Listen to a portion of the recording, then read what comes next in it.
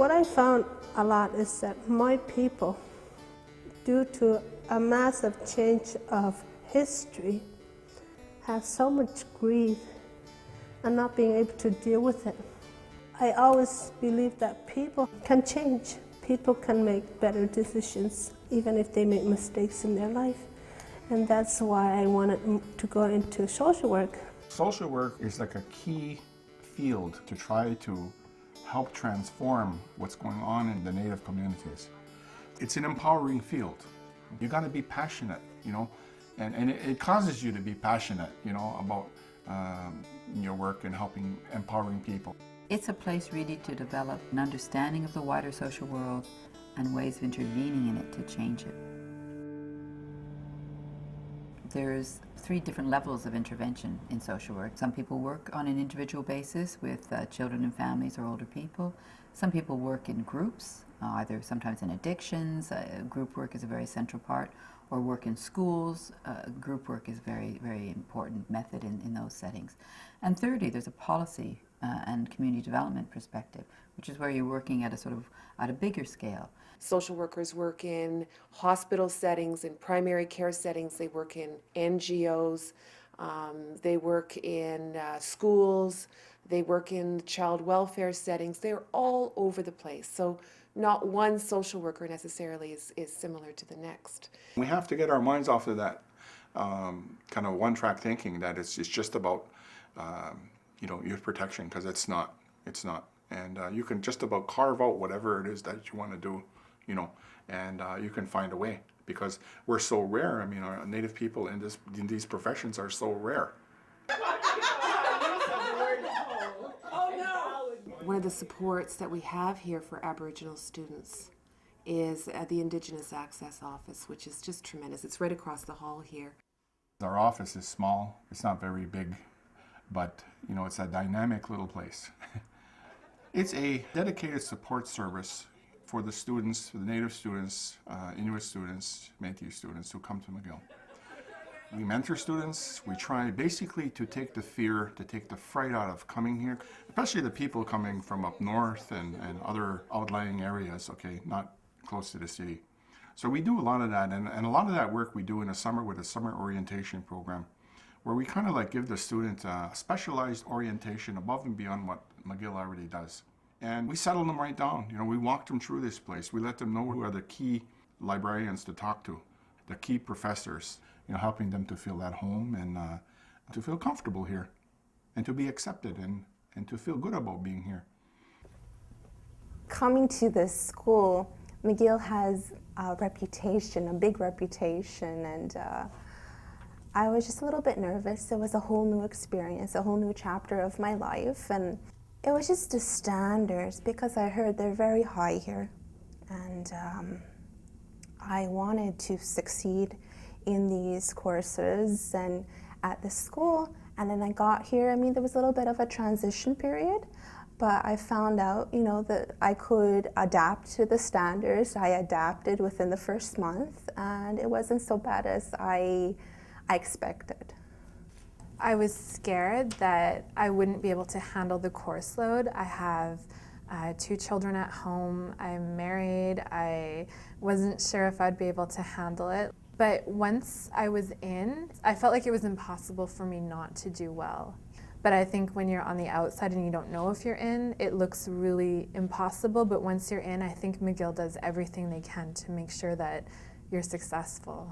I had 2 people to help me out, which is Loft and Trudy, who are at the Indigenous office, they would give us directions where to get the information we need, what kind of information is the professor requesting, am I answering the question properly? And they've helped me with scheduling my time, how much reading to do in a day, how much to study, make time for myself and my family. Indigenous Access has been really, really helpful, helping us when we feel overwhelmed or really don't know where to go in an assignment. There's always people available there for us to go and get help. And sometimes it's just about putting things into perspective feeling comfortable coming to McGill with the 2-week seminar that we had before coming, and meeting the teachers, you know, through that program. One of my first challenges was learning to write again. Like my level of English writing was so low that I needed tutoring with my writing.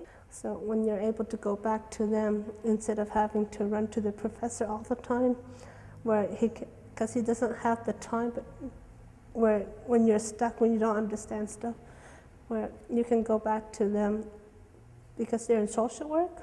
There's also First People's House, which is like kind of a home away from home. We have our own little community at the First People's Place where we could go study, do reading, go through the computer, internet, meet other Native people, First Nations and Inuits, and that's one of the good reasons to come. The inauguration of First People's House was an important step for us. We're trying to make sure that we have a good information about the number of Aboriginal students who are on our campus, and we're doing all we can to increase services to those students and to make sure that they find a welcoming environment at McGill University. Come on. Do we have a minute? Yeah, sure. Come on in, Belle. My fears were not only being Aboriginal, but being 58 years old. I didn't think I'd be able to compete with the younger ones, and I found out I can. So if I can do it at 58 years old, and I think anybody can do it. And there's so much support from anybody you need support from and you need help from, it's always there. It's always there. You don't go in blind, never. You got about 10 people all the time holding your hand. We have a lot to offer them. Mentoring services, counseling services. We have weekly circle gatherings with the students. We keep track of the students. This is specific for Native people and Inuit people, First Nations people, Métis people. We have a place for them now.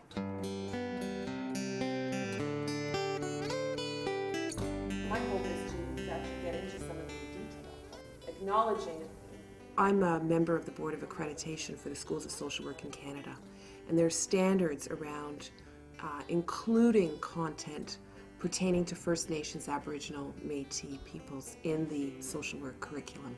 At the School of Social Work here at McGill, we're very committed to integrating that, infusing, in fact, the curriculum with that content. We're bringing in some Native professors from across the country to basically help our professors to so-called indigenize their curriculum, to make sure that there's sufficient information in there that is going to help the student, be they Canadian or Native, come to grips, with some very clear information about the Native condition, pertinent information that's going to arm that student with the knowledge to begin getting ready for their future careers as social workers.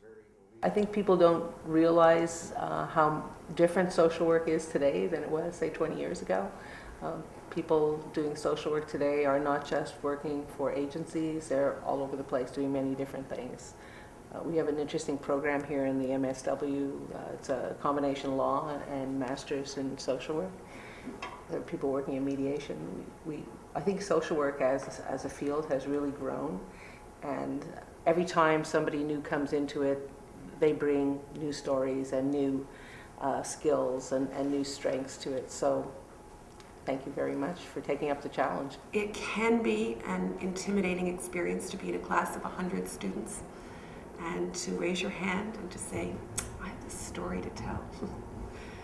And for some of you that may come easier than for others, but we need to hear the stories that you bring to the table. I decided to go into social work because I basically want to help my community. I want to help people, I want to work with families. I would like to change attitudes towards the disabled in my community. I grew up in foster care and I was adopted, and then I was back in foster care. I was part of that system, and I developed good relationships with some of my social workers. They really honestly cared, and so I think it's important for me to give back that as well, like to be someone who can care about somebody else and sort of pass that on. I see a lot of my family members who I'd like to help, and if I were able to know the resources and to know how to help them, then that's what I'd like to do. Me too. I've been in the system. I have confronted an addiction to drugs and alcohol. The community that I come from is in despair. There's a lot of infighting, and instead of getting frustrated about that and letting it pull me back in each time, I decided that I needed to step out and be part of the solution and get educated, get linked with other people that are on the same path. I love working with children and their parents. After what I've been through in my childhood, makes me feel I want to help them more. Losing best friends through suicide, child abuse, and witnessing conjugal violence. There's a lot of problems in my community. I want to help them.